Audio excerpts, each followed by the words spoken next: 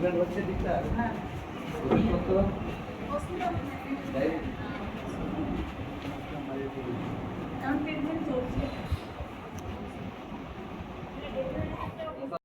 100% করার জন্য কি করতে হবে? আইসি কার্ড বানাতে হবে। ওটা লিখো তো। হ্যাঁ। ধমক চমক নয়, একেবারে উল্টো পথে হেঁটে ঠান্ডা মেজাজে দুবরাজপুর গ্রামীণ হাসপাতাল পরিদর্শন দুবরাজপুরের বিধায়ক অনুপ কুমার সাহার।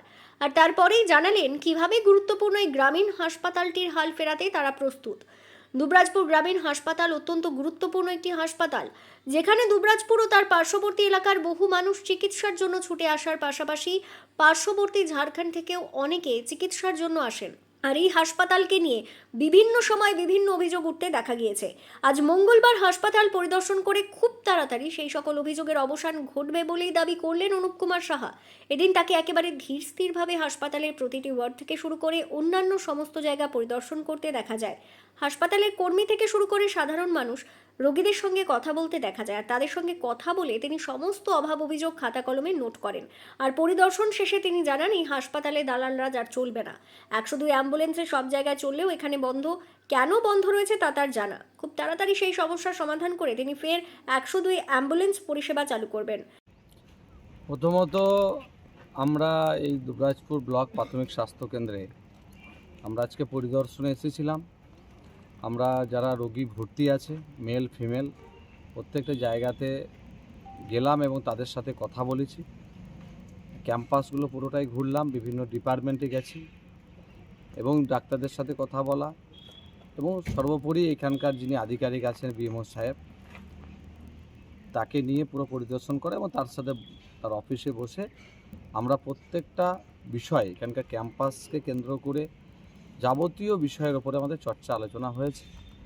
আমরা কয়েকদিন আগেও যখন স্বাস্থ্য দপ্তরের সচিবালয় থেকে আমাদের প্রত্যেকটা বিএমএইচকে কেন্দ্র করে যে স্বাস্থ্য ব্যবস্থা আছে সেখানে কী ধরনের চিকিৎসা পরিষেবা এবং পরিকাঠামো উন্নয়নের জন্য সমস্যা আছে সেই সব নিয়ে আমরা রিপোর্ট অলরেডি পাঠিয়েছি। সেটা নিয়ে আমাদের আগামীকালকেও দুবরাজপুর ব্লক প্রাথমিক স্বাস্থ্যকেন্দ্র এবং নাগরাকোন্দা খয়রাসোল ব্লকের প্রাথমিক স্বাস্থ্যকেন্দ্রের দুটোতেই আমাদের রোগী কল্যাণ সমিতির বৈঠক হবে।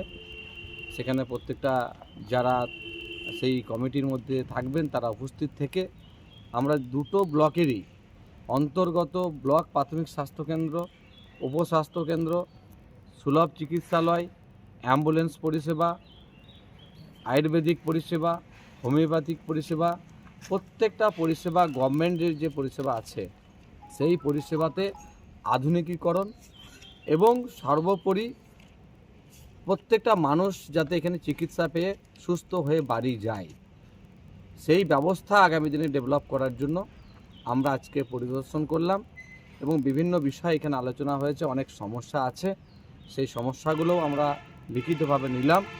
এছাড়াও বেশ কিছু এখানে ইলিগালি কাজ চলতো বা চলে, সেই বিষয়েও আমরা নজর রাখছি এবং তার সাথে পুলিশ প্রশাসনকেও যদি প্রয়োজন হয় পরে সেই বিষয়ে আমরা হয়তো কথা বলতে পারি। কিন্তু আগে যেভাবে এই হাসপাতালকে একটা সিন্ডিকেট, দালাল রাজ, একটা অব্যবস্থার মধ্যে চলতো, সেটা আগামী দিনে চলবে না। আমরা চাই মানুষ আসবে, সুস্থভাবে এখানে পরিষেবা পাবে, মানুষ সুস্থভাবে বাড়ি ফিরবে। এই হাসপাতালটা যেন জনসাধারণের জন্য হয় সেই ব্যবস্থা আগামী দিনে গড়ে উঠবে।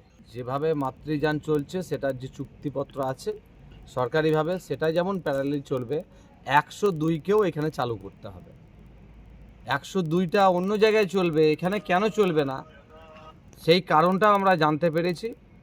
কারণটাকে আমরা কার্যে পরিণত করব এবং 102 এখানে চালু হবে আগামী দিনে। মানুষ আসবে যেখানে অ্যাম্বুলেন্সটা মানুষের জন্য, কিন্তু তাদেরকে দালাল চক্রের মাধ্যম দিয়ে সেখানে বেশি পয়সা দিয়ে তাদেরকে অ্যাম্বুলেন্স নিতে হচ্ছে। কেন নিতে হবে? যেখানে সরকারিভাবে 102 চলছে তার পরিষেবা কেন পাবে না? তার জন্য আমরা আলোচনা করেছি, আগামীকালকেও আলোচনা আছে। আমরা আগামী দিনে সমাধানের রাস্তা বের করব। দুবরাজপুরের বিধায়ক অনুপ কুমার সাহার সঙ্গে এদিন হাসপাতাল পরিদর্শনে ছিলেন দুবরাজপুরের বিজেপির মণ্ডল সভাপতি শম্ভুনাথ ব্যানার্জি, বিজেপির দুবরাজপুর সহসভাপতি দেবজ্যোতি সিংহ, বিজেপি নেতা সত্যপ্রকাশ তিওয়ারি সহ অন্যান্যরা। পরিদর্শনের সময় দুবরাজপুর গ্রামীণ হাসপাতালের বিএমওএইচ ডাক্তার সলমন মণ্ডলকে দীর্ঘক্ষণ বিধায়ককে সময় দিতে দেখা যায়।